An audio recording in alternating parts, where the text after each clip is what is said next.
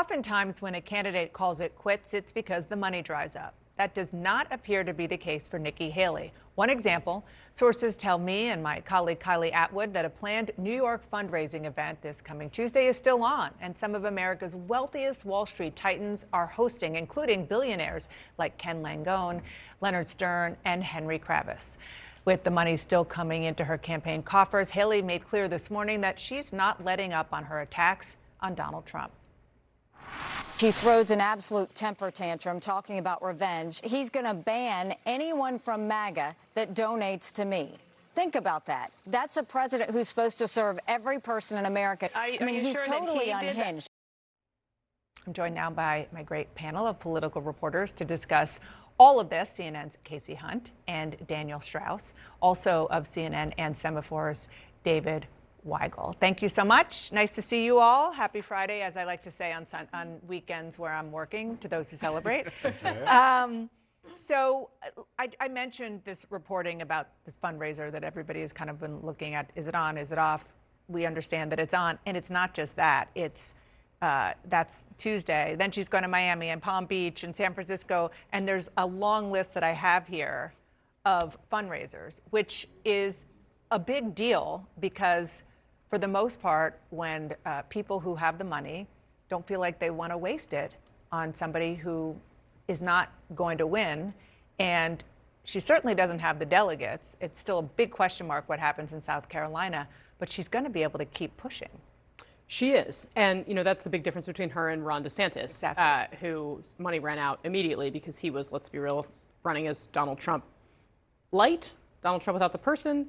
It's a little hard to describe, which is part of why probably he's out of the race. But for Nikki Haley, it's a completely different calculation at this point. And I think it really speaks to the fact that there is, and you know, you saw it in her vote share in New Hampshire, there are independents, there's this sort of traditional business-oriented wing of the Republican Party.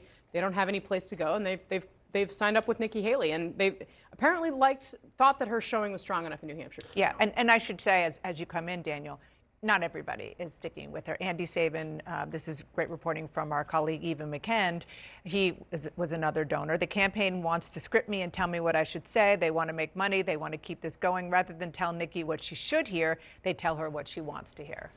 Yeah, man, you gotta love a talkative donor, right? But like, we need to remember, since the beginning of this race for Haley, the entire theme of her campaign has been about momentum. It has been about starting small and then growing from there. She's celebrated wins because she's overperformed, and now the question is are there signs that that momentum still exists? Is there still signs of growth? And that is what we're seeing with these donors right now, that she needs to show strong fundraising numbers, that there is really strong blood in the body of her campaign to go on and to go to South Carolina over this next month.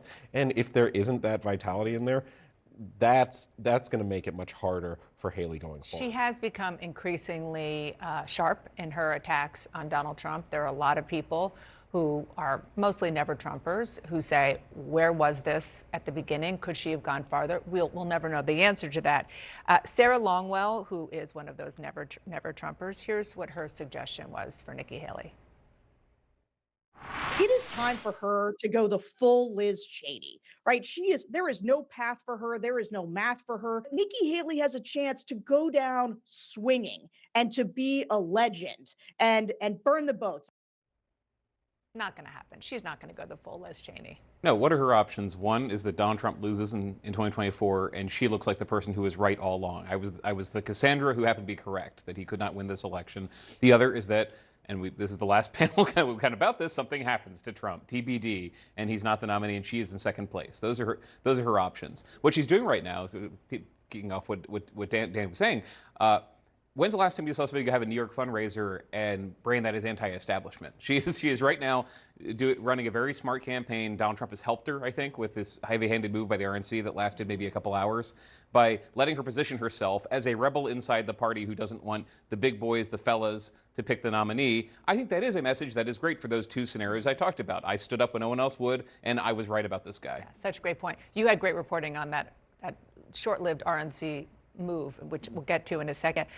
There was a great moment that you had on your show with Caton Dawson, who is a very well-known veteran Republican in the sweet state of South Carolina, as Nikki Haley would say, about the vigor with which Donald Trump and people around him, but mostly him personally, are going after Nikki Haley, especially and even about what she was wearing. Let's listen.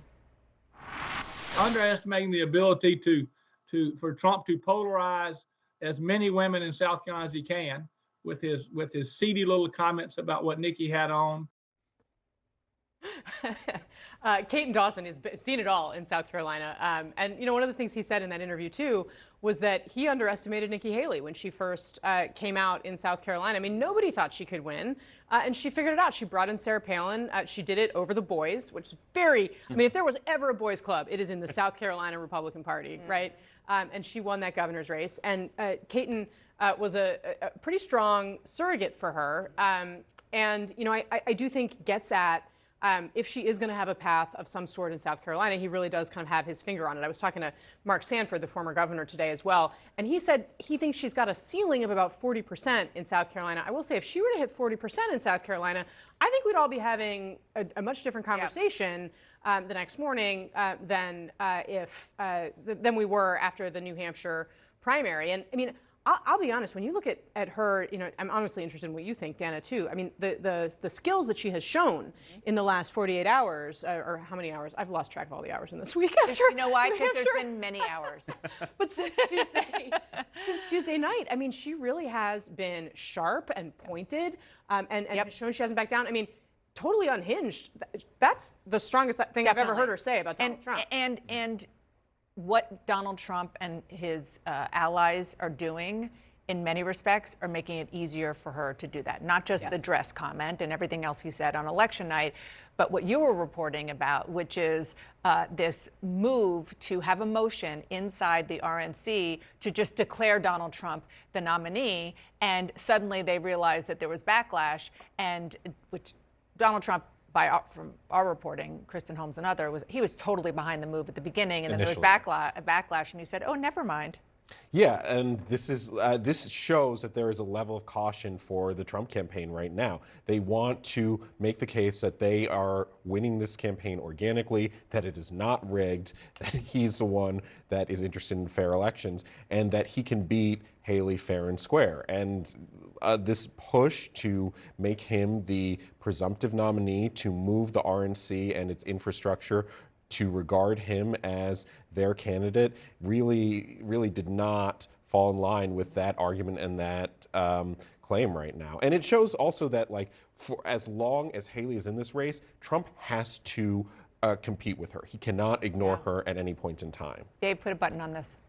Yes, I think that's what happened in New Hampshire. Shows how low that ceiling is in South Carolina, as Casey was saying.